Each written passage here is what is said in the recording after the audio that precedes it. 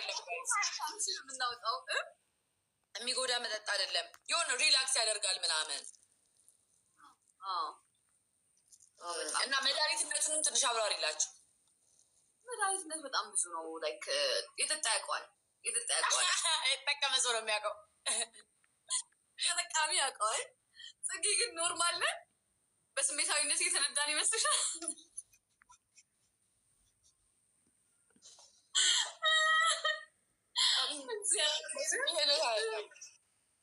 የአንድ አመት ያላለሰለሰ ጥናት በራሳችን ያደረግነው። ቴንኪዩ። ለጥናቱ መሳካት ስራችንን ሉዝ እያደረግን በተለያዩ ክለቦች እየተዟዟርን ቀምሰናል።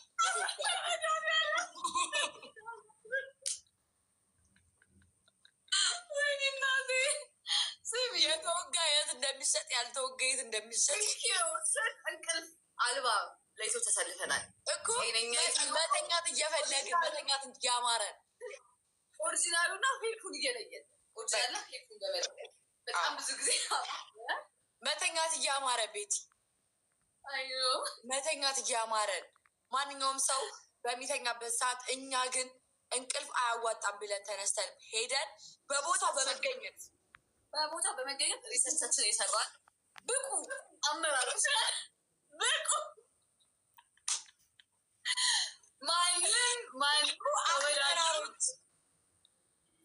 ብቁ አመራሮች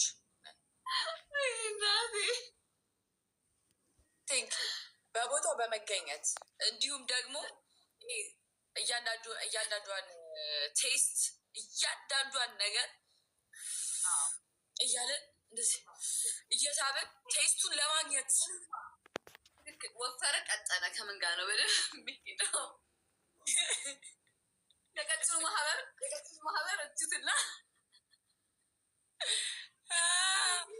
እሱን ሁሉ ቼክ አድርገን ነው ዛሬ ፊታችሁ የቆም ነው። እውነት ይለሻል። ስለዚህ ይህንን ነገር ጾም ሆነብን እንጂ በሲርስ ነበር ማሳየት። እንዲያው ሀፍ ይጠፋል። ግን ጾሙ ይፈታና በችርስ ግዴታ ነው። ጀማሪ ዳጫዎች ጃጋ ማስተር እሱ ሪኮመንድ እናደርጋለን። ጨጓራ ያለበት ነው ሪኮመንድ የምናደርገው ራይት። ጨጓራቸው ምናምን ለሚያማቸውም ሀይ ኳሊቲ ሀይ አልኮል መጠን ስለሌለው እሱን ነው ሪኮመንድ የምናደርገው አይደል? አሁን እኔ በጣም በኃይለኛው ጨጓራ ጾም የለውም። አይ ጾም የምንልክ ምን እንደሆነ ታውቃለህ? ደህና ነገር ካልተበላ እሱ መጠጥ በጣም ከባድ ነው። ማንኛውም መጠጥ እኔ ደህና ነገር ካልበላው ብጥስጥስ አርጎ ይምጥልኝ ጌታ የተባለ ህዝቡ በነቂስ ወጥቶ መጠጡን መሸመትና መገብየት ይችል ዘንድ እንደ አመራር ልዩ ትኩረት ተሰጥቶት መሰራት ይችል እንደ ሀሳብ ይላል። ጸሐፊያችን እናድርጋት። ማናት? ጸሐፊያችን ሆነሃል። ወንድ ነው። አዲስ ሹመት ጋይስ፣ አዲስ ሹመት። እስቲ ድጋሚ አንብቢው ከይቅርታ ጋር። ህዝቡ በነቂስ ወጥቶ መጠጡን መሸመትና መገብየት ይችል ዘንድ እንደ አመራር ሰጥቶት መሰራት ይችል ብሏል። እንደ ሀሳቡ አገላለጹ እንደዛ በጣም ትክክለኛ አገላለጽ። አሁን እኛ ትንሽ ይሄ ወደ ተግባሩ እናደላለን። ቤትሻ የተረዳሁት ነገር ይሄ ፎርማል የሆኑ ነገሮችን ትንሽ የዘነጋዳቸው ይመስለኛል። ስለዚህ ፎርሙን እንደጠበቃ ለመሄድ በጸሐፊነት እሱን አቤት ጸሐፊያችን ሆነሃል። እሱ ብቻ ሳይሆን ጽጌ ዋጋ መቀነስ አለበት የተባለ ነው። ስለዚህ ዋና አስመጪና ላኪዎችን በማነጋገር ለሁሉም ተደራሽ እንዲሆን ለሁሉም እኛ የቀመስነውን ሁሉም እንዲቀምስ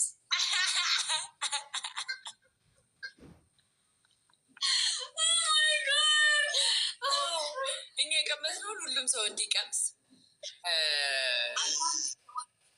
ምን እናደርጋለን መሰለሽ? እስከዛ ተደራሽ እንዲሆን ያው በሬድ ቡል ቀጥሎ ለህዝቡ እንዲዳረስ። ሬድ ቡል ደግሞ የሀገራችን የሚሰሩት ስላሉ እነሱም ደግሞ ወደ ስራ እናስገባቸዋለን። አቀጣጠሉ ላይ በደንብ መሰራት ስላለበት ዝርዛ አረቅ ያሙላ ይለኛል። እግዚአብሔር አረቄ ጋር ምንም የሚወዳደረ ነገር አይደለም። አረቄ ጋር ከትልልቅ መጠጦች ጋር አይወዳደርም። ስዊት መጠጥ በቃ ስዊት ለሰው ልጅ መሆን ያለበት መጠጥ ለሰው ልጅ አስፈላጊ የሆነ መጠጥ የጃጋ ጠጪ። ስለ ዋጋ ተጨንቀናል፣ ዮናስ ተጨንቀንም ዋና አስመጪና ላኪዎችን ወደ ማነጋገር ስራ እንገባለን። ተደራሽነቱ በደንብ መሆን አለበት። እየተባለ መሰለሽ ቤቲ መተዳደሪያ ደንቦች እንዳይተላለፉ ይቀመጥ የሚል አንዳንድ ሀሳቦች እዚህ ጋር እየቀረቡ ነው። ስጭበት ሀሳብ መተዳደሪያ ደንባችን አንደኛ ነገር ከ21 ዓመት በላይ መሆን ነው። ቡድኖቻችን ላይ የምናቋቁማቸው ነገሮች ጠቅላላ ከ21 ዓመት በላይ ይሆናሉ። የማህበር ደብታ ሊሆን ደግሞ ግዛ ጸሐፊ ይገጣል ሀቢን ግዛ ገብተዋል። ስለዚህ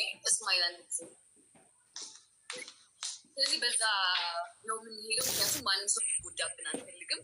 ማንም ሰው እንትን እንዲል አንፈልግም ነው። ስለዚህ ከገንዘባችንም ከጤናችንም ከመዝናናታችንም አንጻር ነው የምናየው ይሄንን ጉዳይ። አይመስልሽም? ሄዳ በጣም ጥሩ ትክክለኛ ሀሳብ ነው። ቤተሰቦች የእኔ ሀሳብ ደግሞ ምንድን ነው 21 ዓመት በታች ያሉ ሰዎች እንዳይጠቀሙት ነው የመጀመሪያው ትዕዛዛችን። ሁለተኛ ደግሞ ከ30 ቢሆን እንዴ ምን ነው አንጠጣ ከ30 አይ ጥሩ አይደለም። ከ30 ዓመት ከሆነማ የስኳር በሽታ ነው የሚያመጣው። ከ30 ዓመት በኋላማ ጸበል ነው መጠጣት ያለበት ሰው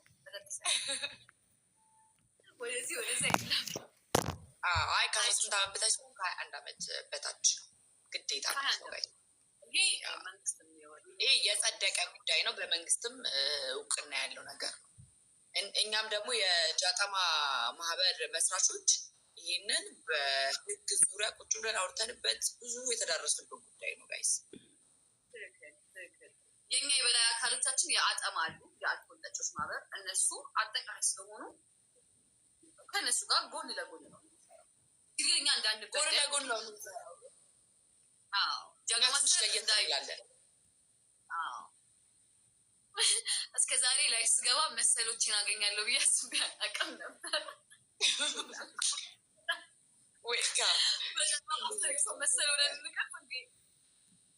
ጌታ አይደለም። ይኸውልሽ ይሄ ማህበር አሁን እንደ ቀልድ የጀመርነው ቤቲ እኔና አንቺ ለመዝናናት የተጠቀምነው ነገር ነው። ዛሬ ላይ ግን ትውልድ እየቀረጽንበት ነው። ትውልዱን ከጅን ካረቄ ወደዚህ ለመጣ ነው። ትክክል። በትንሹ ኢንጆይ ያደርጋል፣ በትንሹ ኢንጆይ ያደርጋሉ። ገባሽ? ይጠቀማሉ። አይ እንደ ሀሳብ ለሰውለች የማህበረሰቡ ቁጠባ ምንድን ነው? ቡና ጠጮች ማለት ከሸማቾች ጋር ከሄድንማ አረቄ ነው የምንሆነው። ሀቢ ሸማቾች ጋር ሳይሆን ግን ምን እናደርጋለን? ከወረዳ አመራሮች ጋር ለምን አናወራ? እሱ ይሻላል። ከተለያዩ ወረዳ አመራሮች ጋር እናውራና የጃጋ ማስተርን እንትን ሌቭል በጠበቀ መልኩ ግን ደግሞ ሁሉም ቤቶች በቅናሽ ዋጋ እንዲሰራጭ ተደራሽ ለህዝቡ ተደራሽ እንዴት ይሁን ነው ዋናው። ኦሪጂናል እኛ ሀገር ደግሞ ያልገቡ አንዳንድ አይነት ፍሌቨሮች አሉ። እነሱ ደግሞ በማስገባት ብዙ አይነት ፍሌቨር አሉ ጃጋ ማስተር እና ለምንድን ነው አንዱ